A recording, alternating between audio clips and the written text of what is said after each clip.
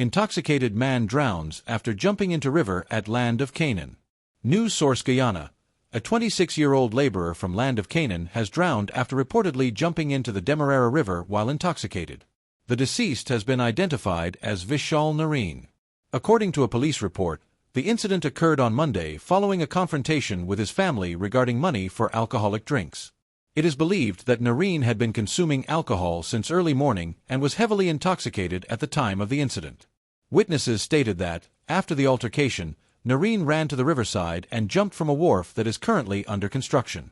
Despite his sister's attempts to stop him, he disappeared beneath the brown waters of the river. Family members and nearby residents rushed to the scene in an effort to save him, but the strong current of the river hampered their attempts. As of now, Nareen's body has not been recovered, and a full police investigation is underway to determine the circumstances surrounding the tragedy.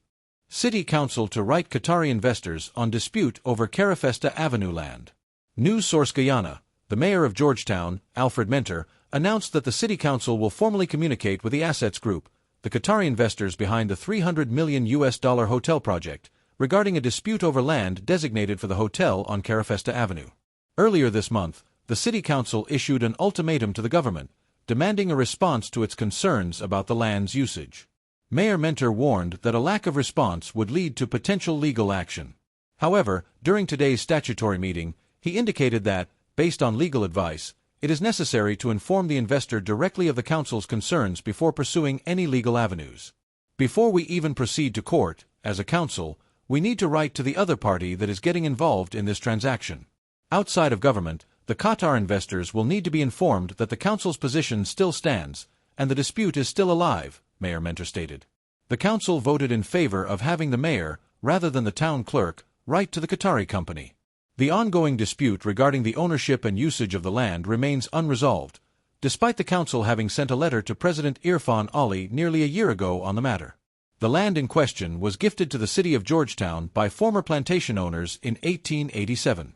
According to the Guyana Lands and Surveys Commission, the state has owned the land since 1966, but the City Council asserts its ownership. In February 2024, Mayor Mentor presented the 30-member council with a copy of a land transport issued to the municipality, which was found in the National Archives. He emphasized that while the municipality is not opposed to development, the council has the right to defend its property and that proper procedures must be followed in executing development projects. The government maintains that the land belongs to the state, arguing that the hotel will enhance the country's tourism offerings. The proposed hotel is expected to feature 260 rooms and 150 apartments, along with conference and other facilities. Almost 75 house lots to be allocated at Mabaruma Township.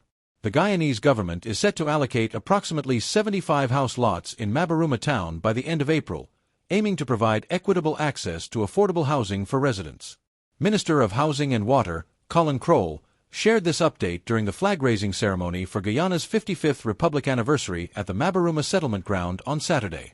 In October 2024, President Dr. Mohammed Irfan Ali announced the acquisition of 17 acres of land designated for housing development in the area. Minister Crowell emphasized the ministry's commitment to obtaining additional land in the Mabaruma subregion to address pending applications and to initiate the construction of new homes. By June, we will be leading an exercise at Port Kaituma in the Matarkai subregion to address pending applicants in the system, he disclosed. The minister also highlighted progress in processing ownership documents at Cons Hill and Cokerite Hall Hill. This advancement will allow individuals who received land in these areas to sign their agreements of sale and begin the process of obtaining their certificates of title. This initiative is expected to enhance residents' living standards by improving access to essential services. Under the Hinterland Housing Program, construction is currently underway at Smith Creek, Arakamai, Savannah Blackwater, and Imbatero. Once completed, these homes will significantly improve living conditions for many vulnerable families and create job opportunities for residents, providing them with additional disposable income. Houses have already been completed in several locations, including Cokerite, Warapoka, Haimaruni, Tiger Pond, Lethem, Yakarinta, Napi, Shiriri, Crashwater, and Rupuna. Minister Crowell noted that infrastructure development remains a major focus for the government, as evidenced by ongoing construction and rehabilitation of roads, bridges, and transportation networks designed to connect communities more effectively. These projects are not just about improving mobility, they are about unlocking opportunities, facilitating trade, and ensuring that every resident of Region 1 has access to essential services, he stated. The government is also strengthening healthcare services in the region, ensuring better access to facilities and medical supplies. Education has remained a priority, with new schools being constructed to support the community. Investments in agriculture and ecotourism continue to create employment opportunities and stimulate economic growth in Region 1.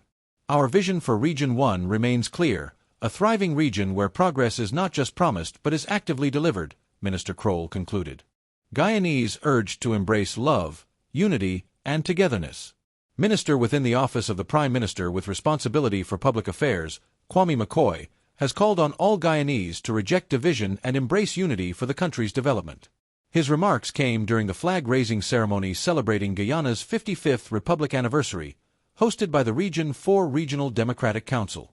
Minister McCoy emphasized that the Republic anniversary serves as a powerful reminder of the resilience and progress achieved by the nation. Our foreparents, with their unwavering determination, laid the foundation upon which we stand today. We owe it to them to protect and build upon their legacy, he stated. He highlighted the struggle of past generations for a future where every citizen, regardless of race, class, creed, or religion, has the right to shape their destiny. McCoy assured citizens that they are supported by a government committed to overcoming challenges and fostering prosperity for all. When we talk about progress, we're speaking about real, tangible advancements that are improving the lives of people every day, he added.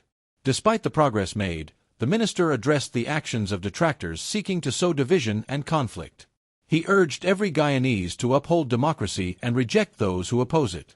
Today, many persons who author the scripts for undemocratic rule present themselves in a repackaged form, giving the impression that they are the saviors of democracy, he warned. McCoy referenced a recent attempt by the opposition to disrupt the distribution of cash grants, noting that an opposition member of parliament had allegedly recruited individuals to create disorder at a distribution center. He also condemned the use of social media to spread hate and racism, particularly against those exercising their democratic rights. He stressed the importance of nationalism and patriotism among all Guyanese, urging citizens to treat each other with love and respect. We must continue to reject those who use racism as a tool. It has no place in our society today. We must always stand for the principles of democracy, unity, and togetherness, he said. The minister highlighted initiatives like the $100,000 cash grant aimed at fostering people-centered development. He pointed to programs such as the Guyana Online Academy of Learning, GOAL, the abolition of tuition fees at the University of Guyana, and the removal of significant taxes as evidence of the government's commitment to ensuring that all Guyanese benefit from the country's economic successes. We bear witness to the massive transformation of our communities, the expansion of opportunities, and the empowerment of our people.